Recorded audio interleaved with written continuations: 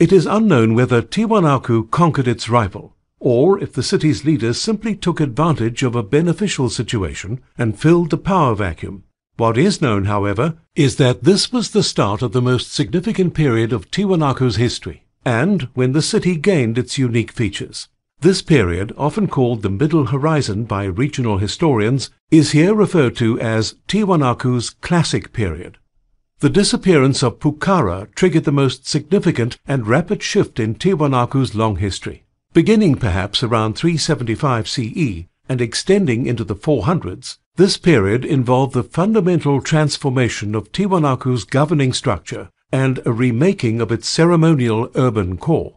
Tiwanaku's elites found themselves suddenly in control of a territory much greater than they could control, using their old techniques of personalized chiefdom governance.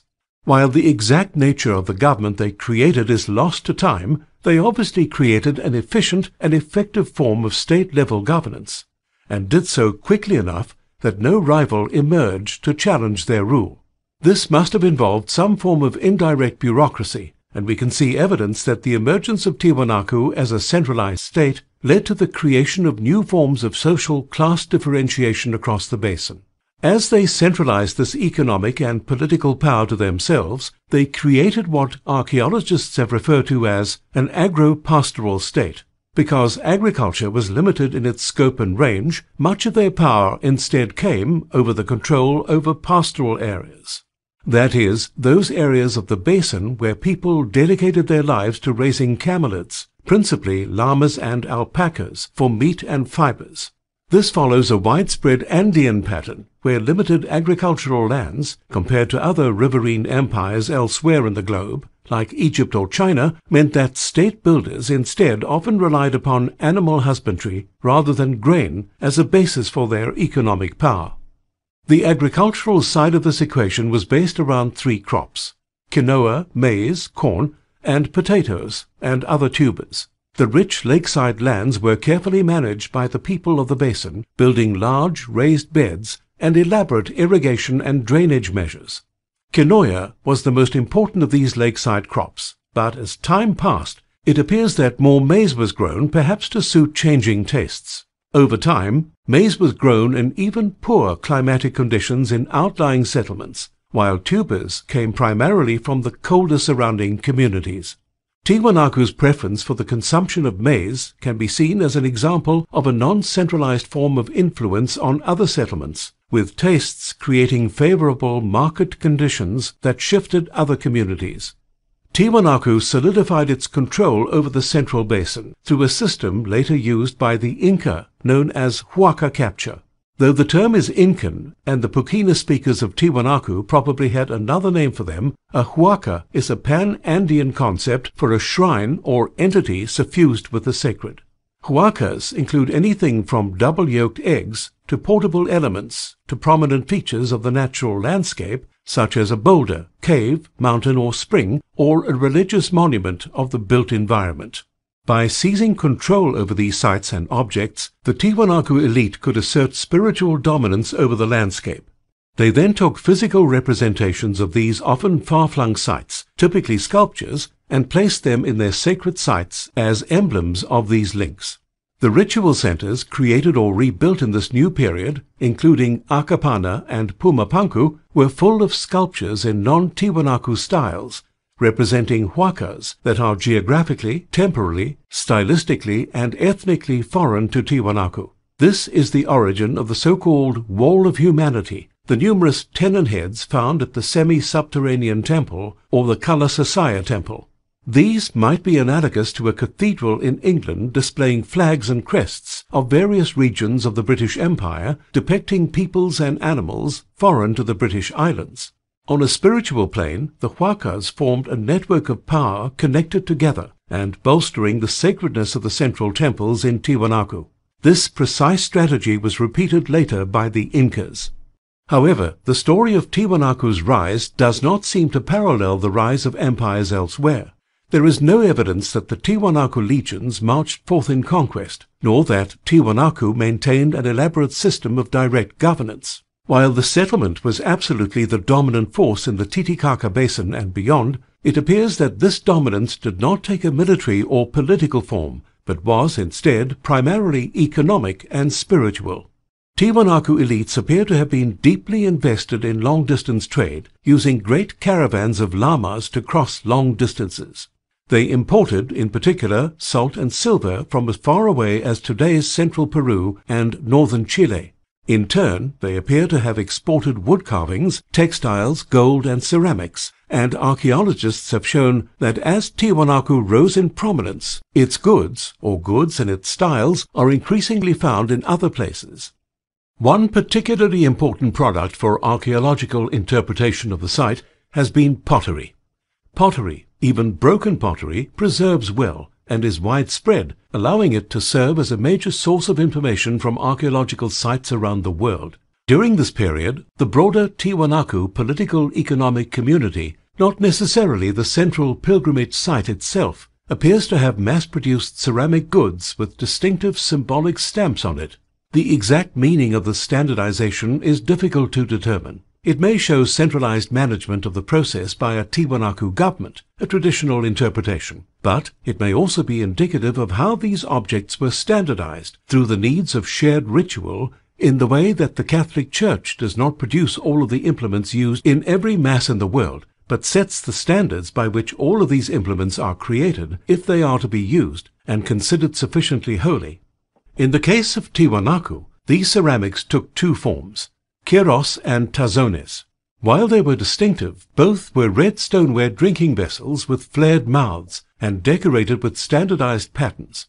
As these communities also had simpler, less fine everyday ceramic vessels, these distinctive Tiwanaku forms may have been used for ceremonies taught by priests of the gateway god, and their possession indicated dedication to that deity. These were so widespread that it appears that they were used by all strata of society. One of the better studied and more prominent of the outlying sites in Tiwanaku's orbit was the nearby settlement of Lukurmata, which had approximately 1,000 inhabitants, farming raised beds and fishing along the shores of Lake Titicaca to the north of Tiwanaku proper. Lukurmata straddled a main pilgrimage route into Tiwanaku and prospered on the passing traffic, but it does not appear that the small settlement was directly controlled by, or its economy directed by, Tiwanaku in the way that the Inca would direct outlying settlements in later centuries. That said, they used many Tiwanaku-style ceramics and enjoyed a shared knowledge of irrigation, civic planning, and agriculture with their more famous neighbor. Lukurmata shows how Tiwanaku had a tremendous economic, spiritual, and cultural influence upon its neighbors without necessarily dominating them. It appears that the Tiwanaku elites were able to take advantage of a pre-existing shared religious system based around the staff gateway god. The economic system of the Titicaca Basin was already relatively precarious, and due to the lack of a major basis of grain agriculture, it appears that local elites were never able to completely solidify control. Instead, they created a loose trade network of city-states around themselves that shared a single religion centered completely on the site of Tiwanaku and pilgrimage to the central settlement.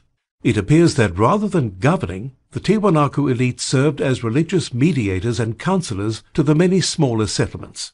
In time, the settlement of Tiwanaku came to be completely rebuilt around this new religio-political dimension. In the central city, buildings and monuments went up and down at an incredible rate. Nothing ever got finished completely because they were just concerned with the facades. They had to keep changing the exhibits to keep the crowds coming. Brunich quoted in Man 2005. Since the Tiwanaku did not write down their religious ideas, the best source of information on this political, social, and religious revolution instead comes from the architecture displayed in the sacred core of Tiwanaku. In his text on analyzing ancient Mayan cities, Brett Hook 2017 notes that when interpreting cities inhabited by people who either did not write, like in Tiwanaku, or from whom little writing survives, we can interpret three layers of meaning from the very design of their cities themselves. Drawing from Smith, 2007, the three layers of meaning are low-level, middle-level, and high-level. Low-level meanings are those ways that the built environment of the city channels and shapes people's behaviors. Where can they walk? What can they see? How are some spaces built for some activities and not others? Middle-level meanings are those messages that the designers intended to convey through their buildings. What was this building for? Does it convey grandeur or fear or inspire awe? What does it say about what happens within it? High-level meanings are cosmological and supernatural symbolism that may be encoded in buildings and city layouts. This approach is particularly useful with Tiwanaku, because what Hooke writes about the ancient Maya appears to be equally valid for Tiwanaku. Because Maya rulers were so intimately tied to their cities, the developmental history of a Maya city is a proxy for the political and economic success of its rulers. In the absence of written texts, people can treat the urban landscape of Tiwanaku, as carefully managed and planned as any place in the ancient world, as a text full of meaning to be interpreted. What was constructed at Tiwanaku in a single generation in the late 300s was remarkable for its audacity, skill, and permanence. Charles Mann argues that what emerged was a mixture of the Vatican and Disney World. By the Vatican, he means a place of supreme sacredness, a site filled with ancient holy buildings, monuments, and artifacts, where religious leaders of supreme spiritual, but only indirect political power reside. By Disney World, he adds the idea of showmanship, of superficial glamour, and of manufactured wonder. But what both comparisons share is that it is a place of singular attraction that draws in visitors from across many nations and languages to a shared experience. The argument goes that by the height of the classic period, Tiwanaku was less a city than a destination, and did not have a population so much as a staff of caretakers. Across Tiwanaku's ruins, archaeologists have come to understand that there was an ongoing interest in the experience and perception of the visitor, a classic example of low-level meanings. There was a keen awareness of viewsheds and controlling the visitor experience. For example, Quilter notes that once at Tiwanaku, neither Lake Titicaca nor Mount Ilimani would have been visible until the pilgrims climbed the Pumapunku and the snowy peak re-emerged beyond the city skyline. This was a city famous for its gateways, and scholars have surmised the symbolic importance of emerging through gateways into a view of these sacred sites, and of ever more impressive wonders. Pilgrims were carefully moved through the sacred complex from one experience to another, one moment plunging in the dark and damp underworld of semi-subterranean temples, where priests spoke through the mouths of statues, and then the next surfacing into the bright light of day and looking out upon holy places and hearing myths and legends. Moseley describes the site like this. Perhaps the pits were places for reenacting the dawn of creation when people emerged from the inner earth through caves, springs, and holes in the ground. In an example of high-level meaning, it appears that there was a conscious attempt after 500 CE to integrate the built landscape of Tiwanaku into two elements of the natural world, the cycles of the solar calendar and the sacred landscapes of the Titicaca Basin. A change of this level undoubtedly was accompanied by major reforms in religious doctrine and the tectonic shifts of social class and hierarchy. It is possible that the social transformations came first, and the new doctrines came as a comfort to people seeking to understand their places in a newly hierarchical landscape. This argument for religious innovation as a balm for the social upheaval that accompanied the development of mass agriculture and hierarchical, bureaucratic states has been made by historians of religion since the philosopher Karl Jaspers in the 19th century. Drawing from Jaspers and later thinkers, Karen Armstrong, 2000, argues that there is an axial age when these transformations occurred, and during which new religious systems emerged that define our modern world. She discusses the examples of Hinduism and Buddhism in India, Confucianism and Daoism in China, Jewish monotheism and Greek rational philosophy, all as products of the deep spiritual malaise of this axial age. It is possible that, though not nearly as well understood as these examples, because of the lack of written records, the religious transformations in Tiwanaku followed a similar pattern and set the stage for the solar region of the Incas. Tiwanaku had no markets, no industry, and no major population, because it essentially was not actually a city, any more than Disney's Main Street, USA, is a small-town thoroughfare. Pilgrims arrived from near and far, bringing offerings of goods and labor. They were met by priests who assisted them in every step along their experience. In addition to their experiences in the sacred precinct at the city's core, probably a high point of their pilgrimage, they would also have labored in the city. Offerings of labor have been a feature of Andean pilgrimage for centuries. However, there were so many pilgrims that it appears that the priests had to invent labors for them. Thus, in the outer sections of the city, pilgrims were put to work building great stone structures with no purpose, and then other groups of pilgrims would take those buildings apart stone by stone, so that others could build them again. Sometimes it appears that some of these structures were only half deconstructed, perhaps to give an air of antiquity to the city as ruins. Nothing is more atmospheric than an ancient, evocative ruin. Offerings fed the priests and other staff, and kept them in a lifestyle of some grandeur. Tiwanaku's power was maintained through the careful control of perception, and in doing so it maintained its preeminence in the region. Across the basin and beyond, believers constructed Tiwanaku-like temples, used Tiwanaku-inspired goods, especially ceremonial cup ceramics, and apparently willingly sent envoys and pilgrims laden with offerings and gifts to Tiwanaku. What first appeared archaeologically to be an empire of conquest and coercion instead appears now to be something subtler, but perhaps just as potent. An empire of the spirit and the mind, a community of believers united by the gateway god and the shared love and experience of the wonders of Tiwanaku. The construction of Pumapunku dates back to approximately 500 CE, based to radiocarbon dates taken from organic materials found in the fill under the lowest levels of the structure. This would place the structure firmly within the period of the blossoming of Tiwanaku society, when camel-led caravans and pilgrims flowed into the city from across the Andes, and the city was firmly in control of its immediate surroundings in the Titicaca Valley. Unlike many sites throughout the Americas, Pumapunku appears to have been conceived and planned in its entirety, and constructed more or less in a single prolonged period of work. There is no evidence of earlier versions of the temple at the site, nor of major renovations. Considering the structure's harmonious symmetry, it seems that any renovation or expansion that broke the uniformity would have been anathema to the Tiwanakus.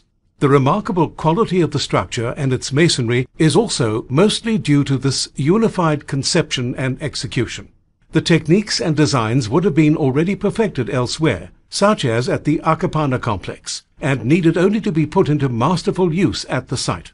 In fact, they had not only their own sites to draw upon, but models in other regional sites, such as the nearby city of Lukumata. In essence, all the people of Tiwanaku had to do was take these models and make them bigger and better. While the construction of the site definitely represents the architectural and artistic climax of the Tiwanaku civilization, it did not require a major leap in construction technology. The main material are stone blocks carved of andesite or sandstone. The techniques for this type of carving were widespread throughout the Andes at the time, and are demonstrable in other areas of Tiwanaku and ruins beyond it. Some of these stones were held together using metal clamps made of an alloy of copper, arsenic and nickel, which were cold-hammered together into a single metal. In this regard, the Andean peoples were renowned for their metallurgy, and especially for their complex alloys.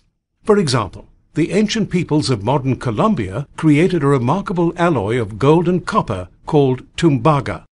Since the Tiwanakus did not possess writing, and both the Inca and Spanish empires were hostile to the preservation of the knowledge of previous Andean civilizations, there is no direct account or knowledge of the process of construction of Pumapunku. However, historians can infer much based upon the nature of the structures and of what is known of Tiwanaku and Andean social orders. The basic social unit throughout the highlands is the Elu, a term which exists in the Aymara communities of the present-day region, as well as the Quechua peoples to the north in the heart of the old Inca Empire. An Elu is a group of people who all trace their descent to a single ancestor, though that ancestor may be a mythological figure. They share a territory and are relatively economically self-sufficient. These groups would typically control a number of different environmental zones in the highlands, and therefore have access to many types of resources, and would all worship at minimum, one shared huaca. Since the control over numerous climate zones required sophisticated organization of labor, often with different specialized jobs that needed to take place simultaneously in different places, the Aelu developed the ability to manage and direct their own labor at a distance in complex ways, an element of their organization that was heavily utilized by the eventual empires that would emerge in the Andes. Much of the process of state-building in Tiwanaku involved capturing huacas and the loyalties, not to mention the human and material resources, of various Aelu. Tiwanaku at its height can be understood as a shifting confederation or collection of Aelu, probably encompassing a number of linguistics and ethnic divisions. The temple of Pumapunku, with its many displays of huaca, would be indicative of this polyglot, poly-identity community. The majesty of Pumapunku is itself a product of this entity, and its construction would have involved employing pilgrim labor sent by various Aelu, who in turn took care of the upkeep and organization of the work. Spanish observation of Aelu labor in the Incan Empire shows that these systems could be highly effective at organizing massive building projects from Pumapunku to Machu Picchu. It is likely that the construction of Pumapunku in the 6th century was due to the fact that Tiwanaku had recently emerged as the dominant city in the region. For much of its early history, Tiwanaku had been one of many rival polities around Lake Titicaca, but by the 2nd century, its only rival was Pucara on the northern side in today's Peru. However, at some point in the 3rd century, Pucara simply collapsed, and the city became uninhabited, with the population dispersing to the countryside. Whether this elimination of Pucara was due to direct action by Tiwanaku or due to outside and/or natural factors, the ultimate result was that Tiwanaku was able to consolidate control over the region, which meant that it was the source of immense wealth and power by the 6th century. Undoubtedly, this consolidation and creation of a Tiwanaku-oriented elite involved the conquest or absorption of many more huacas throughout the Titicaca Basin. In order to control this expanded populace, Tiwanaku became a predatory state, and the empire comprised an archipelago of cities that acknowledged Tiwanaku's religious preeminence and were awed by its magnificence and fearful of the supernatural powers controlled by its priesthood. However, for the strategy to succeed, the elites at Tiwanaku needed sufficiently impressive structures in which to draw visiting pilgrims and perform their needed rituals. It can be inferred from the quality of the workmanship demonstrated in the site and the incredible cost it must have incurred that Pumapunku was apparently a cornerstone in the strategy. Religion seems to have served as the unifying force for the region, tying together peoples who do not share language or ethnic traditions, but would be bound by veneration to a shared deity, and the shared experiences of pilgrimage and offerings at the central shrines of Tiwanaku, like Pumapunku. Once constructed, Pumapunku appears to have served primarily as a place of display, intimidation, and awe. The modern conception of the city is a place that combines many features, such as a large populace, administration of government, places for religion and militaries, large markets, places of specialized economic production, and central transportation hubs. Tiwanaku in the era after the construction of Pumapunku does not share these features, instead appearing more hollow than archaeologists expected. The anticipated markets, vast workers' neighborhoods, military defenses, and production centers have yet to materialize. The settlement appears to have had many splendid buildings, but few homes and few practical areas. Alexei Vranic, whose analysis of the site in the late 1990s was revolutionary, argues that archaeologists were so caught up in their own assumptions about what a city was supposed to be that they fell for the same posturing and image-making that the Tiwanaku priests used upon the conquered peoples. Instead of embodying some mixture of an ancient Andean Washington, D.C. and New York, Tiwanaku appears to be equal mixtures of the Vatican and Disneyland, a metaphor which conveys both the seriousness and showmanship of the site. Part of the mystery comes from the fact that it appears that Pumapunku and the other main structures of the city were never completed. In the central city, buildings and monuments went up and down at an incredible rate. Nothing ever got finished because they were just concerned with the facades. They had to keep changing the exhibits to keep the crowds coming. Vranic quoted in Man 2005. It was less a city than a destination, with a staff on hand as opposed to a permanent population. As was typical of the Andes then and now, pilgrimage would often be accompanied by communal labor at the site of the pilgrimage. After buildings were completed, some would then be prematurely damaged to create rubble and the air of antiquity about the city.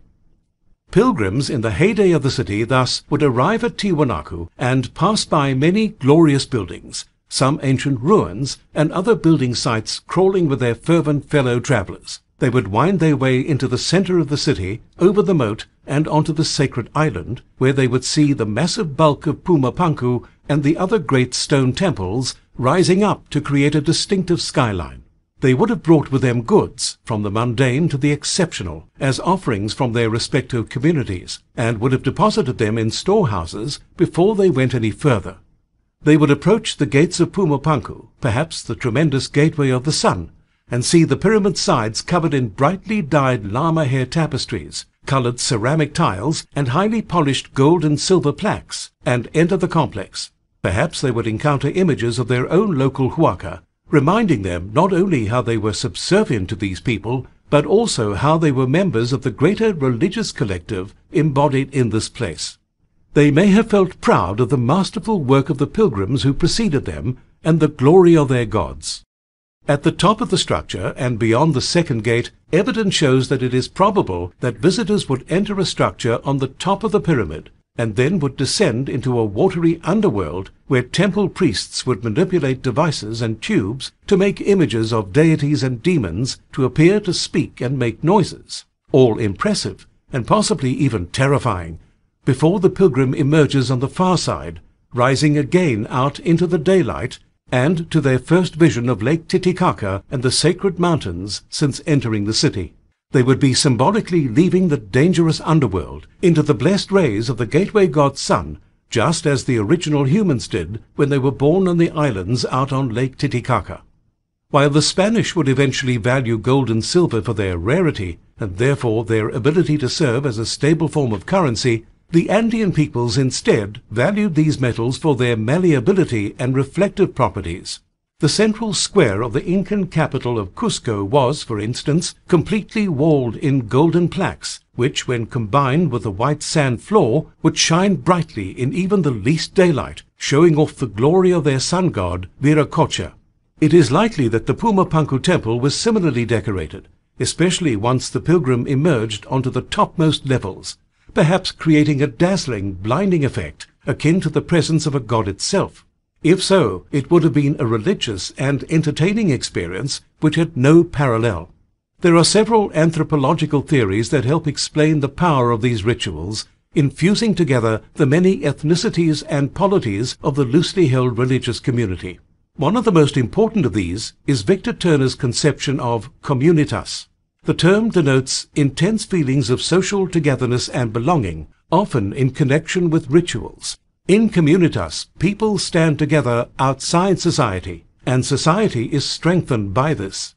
Turner builds upon an earlier theory called the rite of passage by a French anthropologist named Van Gennep. Van Gennep looked at rituals from around the globe and described how many of the most powerful of them involved three stages. 1. Separation. 2. Liminality. And 3. Reintegration. The idea is that the participant is physically and symbolically separated from their everyday life. This begins the time of liminality, which is a special state in which the participant is no longer part of the normal social structure. Perhaps they do not do their normal work, wear their normal clothes, speak in the normal way, eat their normal food, etc. During this period of liminality, they may go through tests, ordeals, or trials, even largely symbolic ones, before being allowed to return to society. This is the stage of reintegration, when the person returns but has been fundamentally changed by the process. Rites of passage take many forms: marriage, ordination, birth, funerals, coming of age, or particularly important for understanding Pumapunku, pilgrimage. Many rites of passage are done not by individuals, but instead by groups who move through their liminal state and its many trials together. Those who do these things together, such as cadets at a military academy or priests who are ordained together, often develop a strong sense of camaraderie, which is at the heart of communitas.